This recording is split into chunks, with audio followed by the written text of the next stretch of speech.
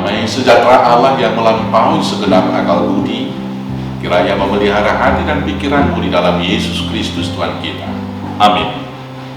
Shalom saudaraku, selamat pagi. Mari kita memuliakan Tuhan dengan semua karya terbaik kita hari ini. Untuk itu kita diberangkatkan firman Tuhan yang saya bacakan dari Injil Matius pasal 5 ayat 4. Demikianlah firman Tuhan. Berbahagialah orang yang berduka cita, karena mereka akan dihibur.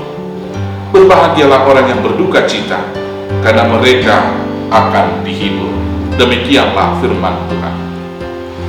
Bapak Ibu saudara-saudaraku yang terkasih dalam Yesus Kristus, bila kita memahami firman Tuhan hari ini dengan konsep berpikir umum atau konsep berpikir duniawi, maka sabda bahagia yang diucapkan oleh Tuhan Yesus yang berkata, berbahagialah orang yang berduka cita adalah sebuah paradoks.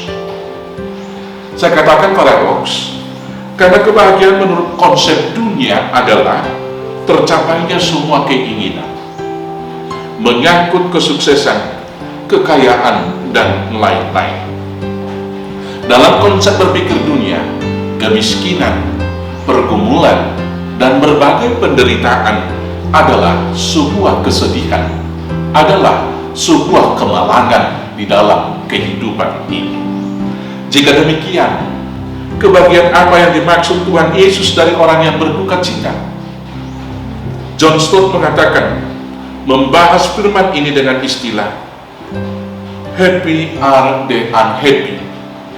Diterjemahkan, berbahagialah orang yang tidak berbahagia. Tidak berbahagia atau duka cita yang bagaimanakah yang mendatangkan kebahagiaan bagi kita? Maksud perkataan Tuhan Yesus ini bukan menyangkut kemiskinan, penyakit, kegagalan usaha, politik, dan kematian. Bukan menyangkut hal-hal yang duniawi secara fisik, tetapi adalah duka cita rohani yang menyangkut yang pertama, duka cita karena dosa pribadi dan konsekuensinya. Kita berbahagia bila kita berduka cita karena dosa pelanggaran kita. Kita berduka cita karena kita sadar dosa-dosa pelanggaran yang kita lakukan telah melukai, mendukakan hati Tuhan, dan konsekuensi dari dosa-dosa yang kita lakukan itu telah menyebabkan orang lain menderita. Orang yang sudah sampai pada titik dia berduka cita, bersedih karena melakukan dosa, itulah orang yang berbahagia yang pertama. Saudara-saudaraku yang kekasih, boleh kita baca di dalam cerita-cerita Alkitab tentang orang yang demikian. Ketika Nathan datang untuk menegur Daud, maka dia menangis, dia bersedih, dia menyesali diri, dan dia bertobat karena dia sadar sudah melanggar perintah dari Tuhan. Dan dia juga sadar akibat dosanya, anaknya menanggung akibat penderitaan karena pelanggaran pribadinya. Maka karena itu, dia berduka cita dan bertobat kepada Tuhan. Maka kemudian, Daud boleh dikatakan berbahagia.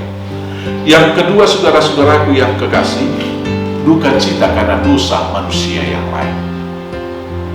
Lot di zamannya berduka cita melihat dosa bangsa Sodom dan Gomora.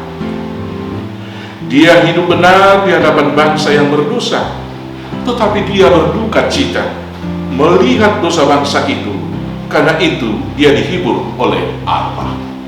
Demikian juga Tuhan Yesus diceritakan menangisi Yerusalem karena dosa dan kebebalan hati bangsa itu. Kita juga sebagai orang-orang percaya, idealnya harus berduka cita melihat dosa-dosa pelanggaran orang-orang lain di sekitar kita. Kita harus menangisi itu. Dan selanjutnya, kita harus mengajak mereka kembali kepada Tuhan. Tidak asik sendiri di dalam ritual-ritual ibadah kita yang panjang. Tidak menikmati keberadaan diri kita sebagai orang yang paling benar dan beriman. Bila kita berduka cita melihat dosa di sekitar kita, maka kita juga adalah orang yang berbahagia. Kita akan dihiburkan Tuhan. Yang ketiga, berduka cita melihat orang yang tidak percaya. Saudaraku yang kekasih, Apakah kita perhatikan dan apakah kita prihatin dan berduka cita melihat orang-orang yang tidak percaya di sekitar kita? Ataukah kita senang karena kita merasa kita tidak punya saingan untuk masuk surga? Bila kita berduka cita melihat orang yang tidak percaya, maka tugas kita adalah menginjili mereka, mengajak mereka kembali ke jalan yang benar, supaya kita nanti bersama-sama masuk di surga. Karena itu saudaraku yang terkasih dalam Yesus Kristus, kiranya kita berduka cita karena dosa pribadi kita, kita berduka cita karena dosa orang-orang di sekitar kita, kita berduka cita karena orang-orang yang belum percaya di sekitar kita. Dan untuk itu kita boleh menangisi itu, mengajak mereka kembali kepada Tuhan. Dan duka cita yang demikian akan memberikan kebahagiaan bagi kita, karena kita akan dihibur oleh Tuhan. Selamat berduka cita untuk mendapatkan kebahagiaan dari Tuhan. Tuhan Yesus memberkati.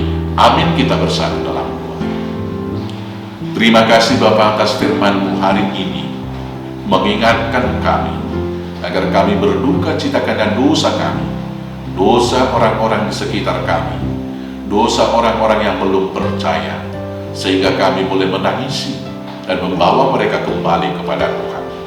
Biarlah Roh Kudus mengajar kami, membimbing dan memimpin kami melakukan tugas panggilan tersebut. Berkati semua jemaat Tuhan dalam hidup pribadi, keluarga, pekerjaan dan usaha mereka. Berkati gereja-Mu Tuhan, berkati juga negara kami dan hidup kami. Hari ini kami serahkan dalam pimpinan Tuhan, hanya dalam nama Yesus Kristus Tuhan kami. Amin.